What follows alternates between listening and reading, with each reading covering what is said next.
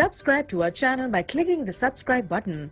Click the bell button and enjoy the latest uploads from our channel. The Note 9 over the iPhone XS Max. Now, one thing I want to mention before we get this video started is that I paid for both of these phones full retail value of both. They're unlocked devices. This is not carrier subsidies. I paid for these full-blown cash, 512 gig model over here. And on this one, this is a 256 gigabyte model iPhone XS Max. Neither phone was sent by either company, so this is not a paid for review. If you want to say that, it's totally false. So don't believe anybody who's saying that up in the comments just because they're mad that I picked one over the other and such. This is my subjective experience from my perspective. Now, if you want to see a more objective review, I encourage you to watch my Should You Buy iPhone XS Max versus Note 9, where I tried to give both of them props for all of their great areas and great additions and features that come to both of these devices. But this one, I want to share my personal take on why I'm choosing the Note 9 over the XS Max. The first reason has to do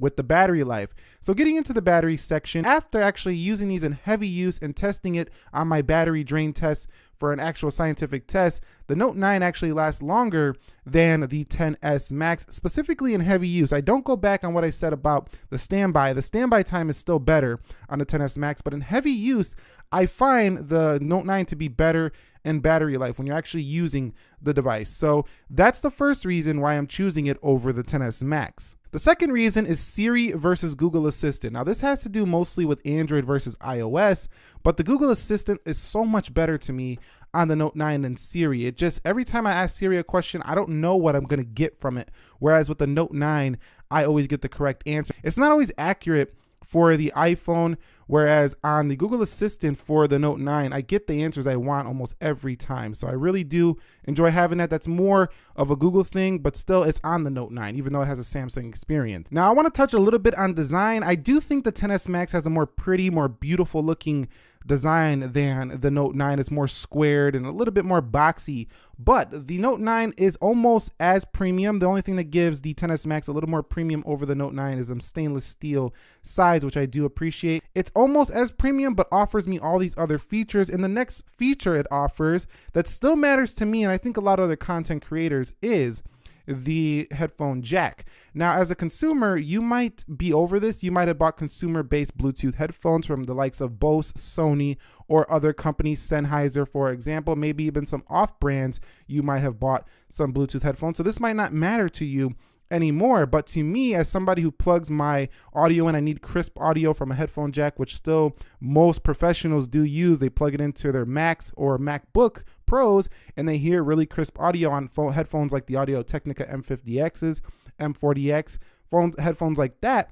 We still like to plug it in and then come over here on the Note and just plug it in here, and then you could just listen to your video back in the full audio. So the next reason is the fast charging abilities of the Note 9. With this USB-C universal port, it fast charges extremely fast, and I've actually cross-charged it with some other devices. I know you're not supposed to do this, but the LG G7 ThinQ charger actually fast charges this phone, as well as I think they're using basically the same type of charger. The Samsung charger, faster than the iPhone charger by miles. The iPad charger that I use for the iPhone XS Max is the one from my iPad Pro.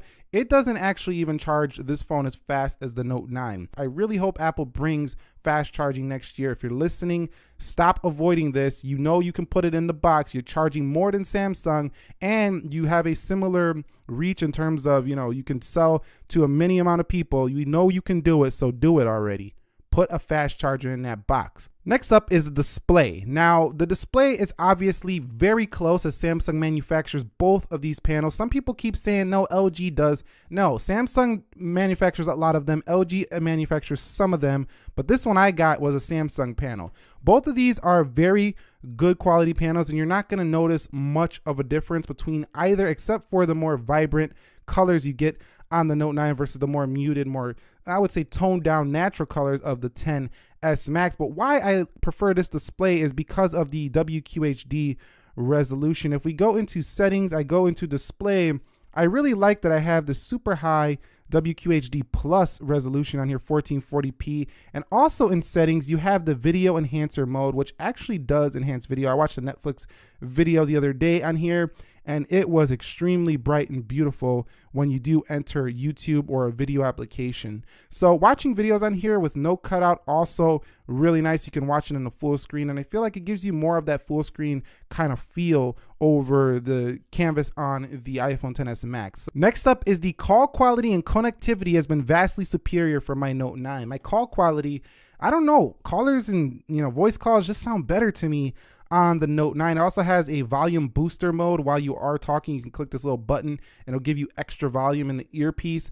In addition to that, the LTE speeds have been blazing fast on the Note 9. On the iPhone XS Max, they've also been fast. I wouldn't call them blazing fast though. I've had some LTE connectivity drops here for the XS Max more often than the Galaxy Note 9. So in terms of connectivity and calling, I think that the Samsung is superior to this iPhone XS Max just based on my experience alone. I've had more drop calls on this phone. I actually never had a single drop call for the Note 9 yet. So to me, it's the winner there in call quality and LTE connectivity. Next up is the superior multitasking. As a matter of fact, there's no multitasking on the iPhone XS Max. And where the multitasking is even better on a Samsung phone is you have the app list, which you don't always have as many access to as many apps on other Android devices. But not only this type of multitasking, but you have pop view, something you can't do on other Android phones. And that allows you to pop a little window.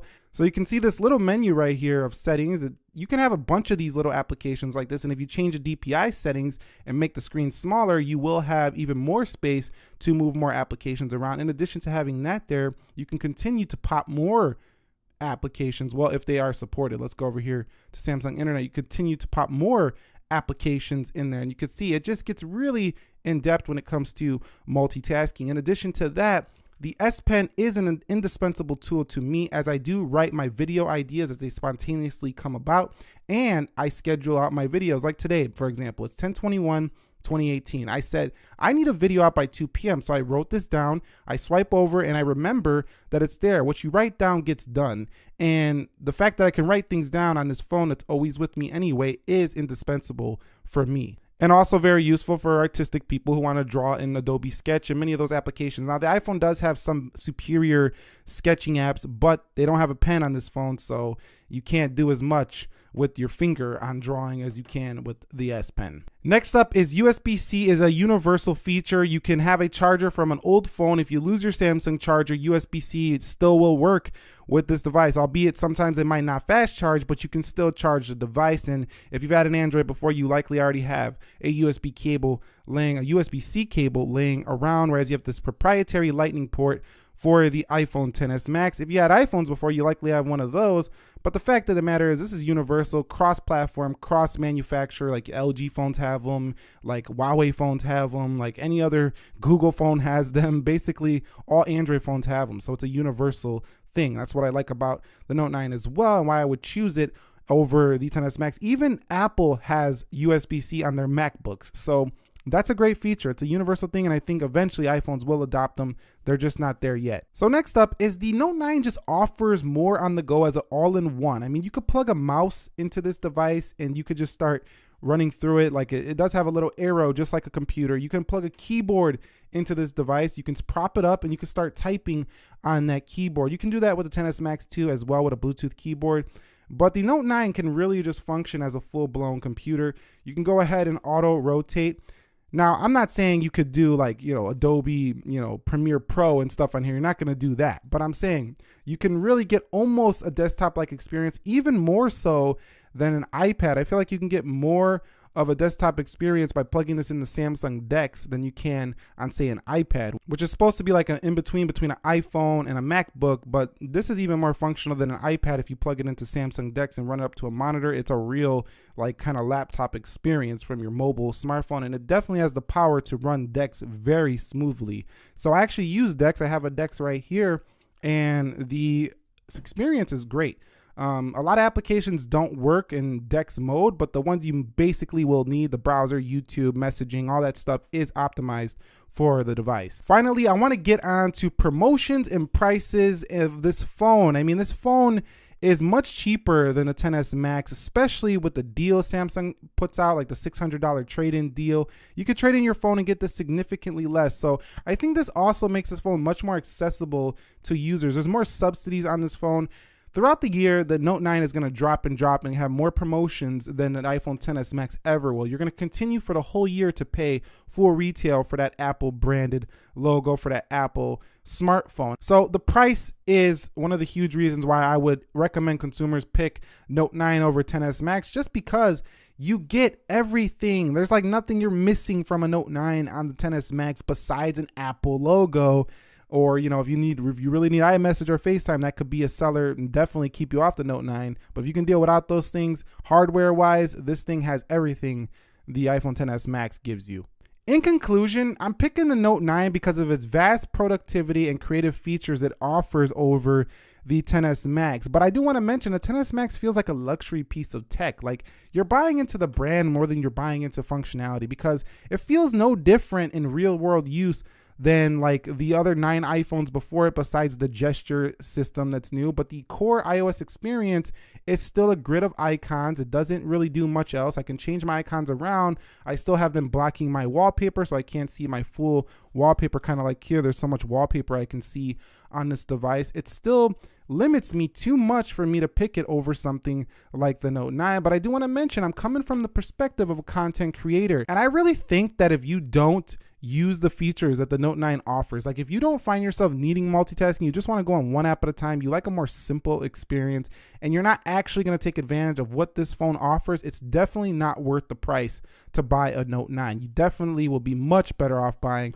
an iPhone XS Max, even though it's a little more. If that simplistic feeling and iPhone experience you're used to is what you're after, this is the best iPhone ever, I feel. But it limits my productivity and my creativity too much when I'm on the go, especially, and I come up with ideas. I have my S Pen and stuff like that. I just get more done than the iPhone XS Max on the Note 9. So at the end of the day, this could basically be the work phone or the business phone, and the iPhone XS Max could be the go out on the night, the date night kind of phone, if you know what I'm trying to say. That's it. That's why I'm choosing the Note 9 over the XS Max. Like I say, if you want to see a more in-depth spec kind of video where I talk about, you know, all the, you know, inner workings of these two phones and, you know, all the details and stuff like that, this was more my opinion, my subjective take. Go check out my Should You Buy the iPhone XS Max versus the Galaxy Note 9 link down below. If you found this video helpful, entertaining, informative, I know a lot of people are still trying to decide between these two. Hit that thumbs up for me. Nick helping you to master your technology. I got Pixel 3 XL content coming, as well as iPhone